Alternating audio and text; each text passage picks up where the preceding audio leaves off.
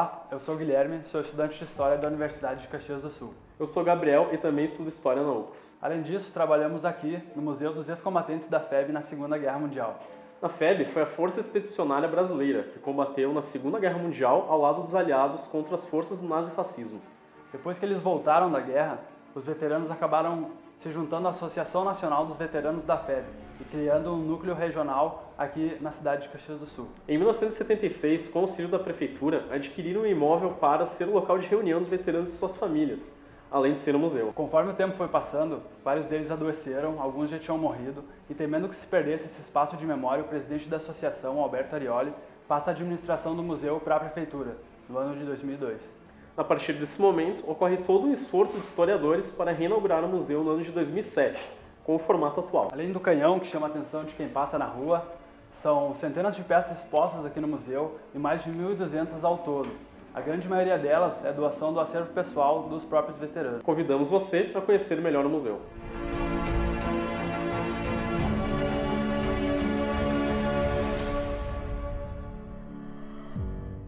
A guerra foi declarada em 1939, quando a Alemanha nazista invade a Polônia. O Brasil na época vivia o Estado Novo, que era um regime ditatorial comandado pelo Getúlio Vargas. No início, Getúlio assumiu uma postura ambígua frente à guerra, por ser ideologicamente próximo ao fascismo e economicamente próximo aos Estados Unidos. Havia um discurso na época de que era mais fácil uma cobra fumar do que o Brasil ir para a guerra. Em 1941, o Brasil cede à pressão estadunidense e acaba assinando um pacto de defesa mútua com todos os países da América. Também cede Parnamirim, no Rio Grande do Norte, para a construção de uma base aérea dos aliados.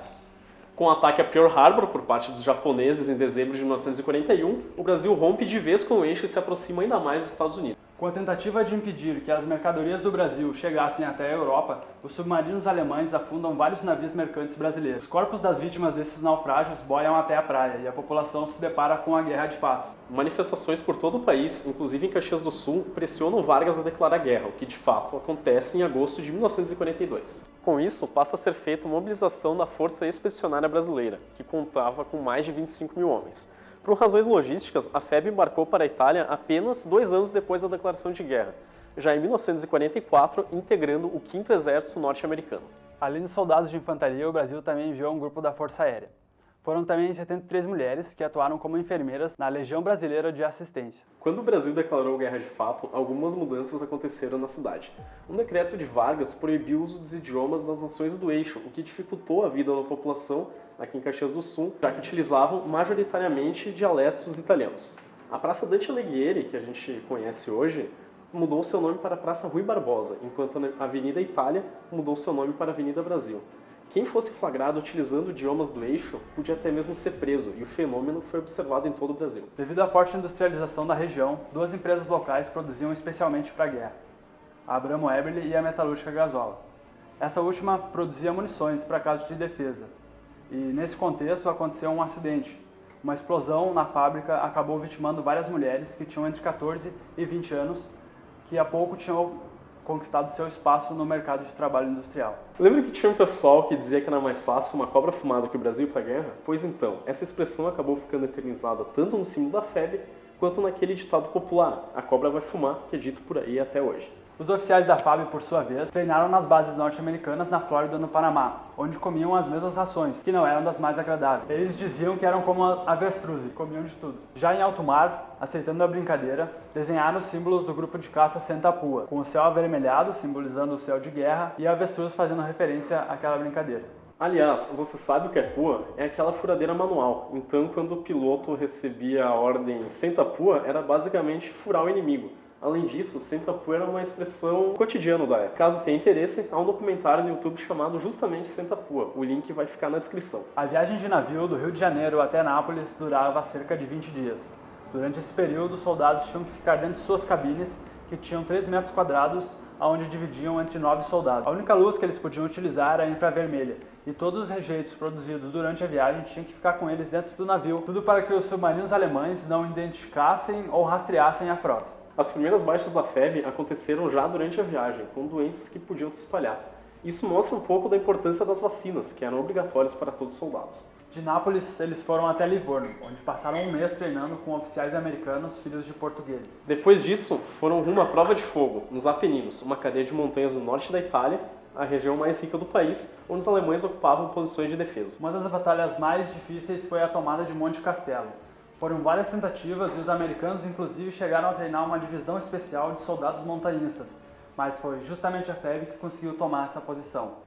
Ao perder a posição, os nazistas se reagruparam na cidade de Montese, onde aconteceram combates urbanos com várias baixas e os brasileiros chegaram a lutar junto aos partigiani, os guerrilheiros da Itália. Na cidade de Montese, até hoje, anualmente acontece uma festa onde a população comemora a expulsão dos nazistas pelos brasileiros, inclusive com homenagens aos pracinhas. Outra batalha muito importante foi a de Fornovo, onde os brasileiros, junto aos antifascistas italianos, conseguiram render uma divisão de tanques alemães. Nessa oportunidade, foram cerca de 6 mil aliados contra aproximadamente 18 mil alemães. Durante a Segunda Guerra, os pracinhas combateram ao lado de britânicos e americanos, em uma divisão especial dos Estados Unidos. E é por isso que a maior parte do nosso equipamento era americano. A farda brasileira era muito parecida com a farda dos alemães, que poderia causar problemas durante os combates. Além disso, era a farda de um país de clima tropical, mas que estava combatendo um país de clima temperado. Então receberam essa farda dos americanos. Outro exemplo são os capacetes, fabricados pelos americanos e utilizados pelos brasileiros, por conta de sua maior resistência e tecnologia para a época. As botas dos Estados Unidos também eram preferidas, e geralmente eram utilizadas junto às polainas feitas aqui no Brasil. Você já deve ter visto essas plaquetas, né? Cada soldado recebia 2 delas, e elas tinham um nome e um registro e o tipo sanguíneo do soldado. Quando algum deles morria durante o combate, seu companheiro arrancava elas, e uma ele ia entregar para o seu comandante, e a outra ia colocar embaixo da língua do soldado morto, para facilitar o reconhecimento do corpo. Além dos milhares de feridos, cerca de 500 pracinhas morreram na guerra. Foram todos enterrados no cemitério da cidade de Pistoia, e a terra está dentro dessa caixinha. Mais tarde, os corpos foram trazidos de volta ao Brasil. Hoje estão sepultados no Rio de Janeiro, onde também há um monumento em homenagem aos combatentes da FEB.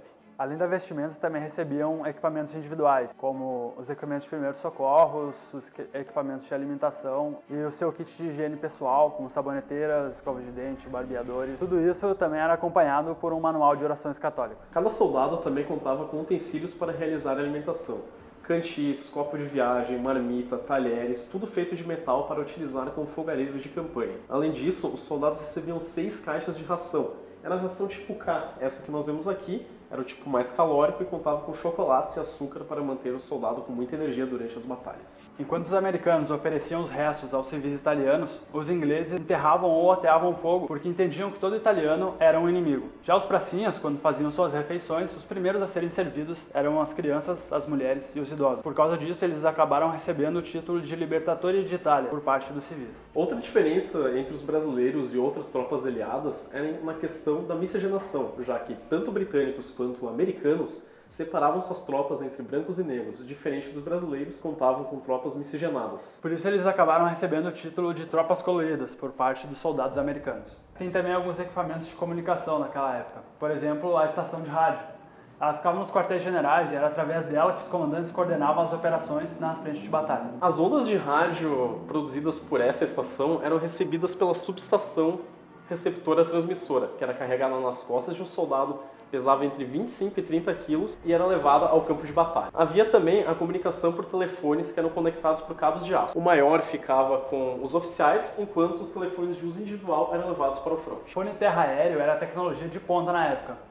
O celular não foi tão utilizado porque o preço de produção dele era muito alto, mas ele tinha a vantagem de não precisar dos cabos de aço e também possibilitava o soldado pedir assistência falando diretamente com o piloto das aeronaves. Por último, mas não menos importante, temos este criptógrafo semelhante com os que estiveram na Segunda Guerra Mundial. É muito importante saber sobre ele para entender o contexto. O criptógrafo servia para decodificar as mensagens que os alemães trocavam entre si utilizando uma máquina chamada Enigma.